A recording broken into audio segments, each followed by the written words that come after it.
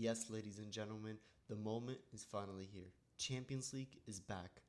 This is Talking About Football, here to give you your summary of Matchday 1 of the Champions League.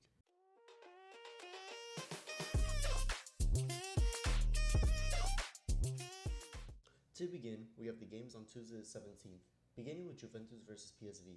A game where Juventus was taking advantage of the shots they were taking, with 3 goal scorers being Kenan Yildiz, Weston McKennie, and Nicolas Gonzalez.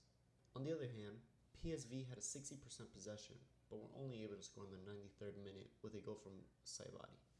When watching the Young Boys versus Aston Villa game, we saw that Villa were able to hold the game much better as a whole. This led to their 3-0 victory against a Swiss team, which is not surprising due to seeing how well Aston Villa is doing in the Premier League. Next up, we have the Real Madrid versus Stuttgart game. And wow, what a thriller. A game where both sides were putting it all on the field and ended with 2 of Real Madrid's new signings, that being Kylian Mbappe and Endrick, to be able to score their first goals playing the Champions League game with their respective team. The third goal came from Antonio Rudiger from a header. In the end, Stuttgart fell short with only having Dennis Undav scoring. Following that game, we had the insane 9-2 win between Bayern Munich and Dynamo Zagreb. 4 coming from England's top scorer, Harry Kane, 3 of his being from the penalty spot. 1 goal from Rafael Guerreiro, 2 from Michael Olise, 1 from Leroy Sané, and finally, the last one would be from Leon Goretzka. Following that game was a Sporting Club versus Lille game, Sporting being able to score it in the 38th minute, and just 2 minutes after, Angel Gomez from the French side received a red card. This just caused the French side to fall even further down and end in a 2-0 win for Sporting Club. The final game of the day was one that everyone was waiting for, Milan versus Liverpool. Christian Pulisic quickly opened up the scoring in the 3rd minute, but Liverpool quickly bounced back with 3 goals. They took the game back home 3-1. For day 2 of Matchday 1, we're going to talk about the 0-0 draw between Bologna and Shakhtar. A game where I believe that Bologna stood out a little bit more, but in the end, no one was able to score. Second up, we have the surprising 3-0 victory coming from Sparta Prague, who were able to manage this with only a 29% of possession against a team who's been doing quite well in the Austrian league. Looking further into the games played that day, PSG beat Girona. A game between 2 teams who've been doing quite well in their respective leagues. PSG dominated most of the game, but it took an own goal in the 90th minute to take the game home. The next game was Club Brugge versus Borussia Dortmund, an even-footing game where both teams played their heart out. Borussia Dortmund took advantage and were able to score all 3 of their goals in the last 15 minutes of the game. Following that game was a Celtic versus Slovan Bratislava, where Celtic just went in and took over the game.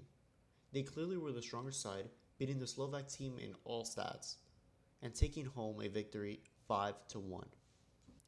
The final game of the day was one that many were anticipating, Manchester City at home bringing in Inter Milan.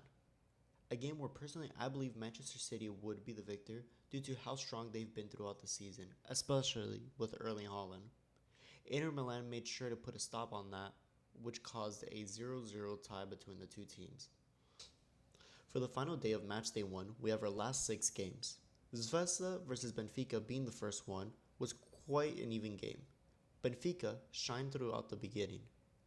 In the later half of the game, Zvezda were the ones showing promise, but they fell short by only scoring 1 goal. Looking at the game between Feyenoord versus Bayern Leverkusen, it was quite an expected result, even with Leverkusen being a visitor.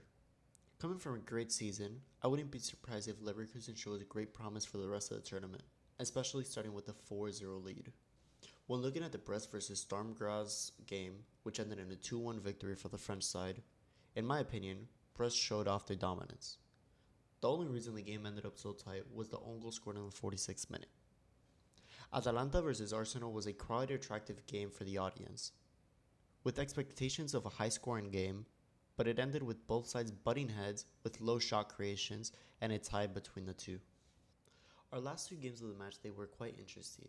To begin, let's start talking about Atletico Madrid versus Leipzig, with an early goal that came from the German side. In the 20th minute, we had a goal from the Atletico man, Antoine Griezmann, and a 90th minute winner for the Uruguayan center back, Jose Maria Jimenez. Finally, we have the travesty, which was the Barcelona versus Monaco game, a Barcelona side which looked promising with the new tactics placed, showing off their dominance in La Liga. They ended up getting a red card in the 10th minute, which set a precedent for the rest of the game. Monaco quickly took advantage, scoring in the 16th minute. Lamine Yamal responded with a goal in the 28th, but finally, Monaco finished the game with a goal in the 71st minute.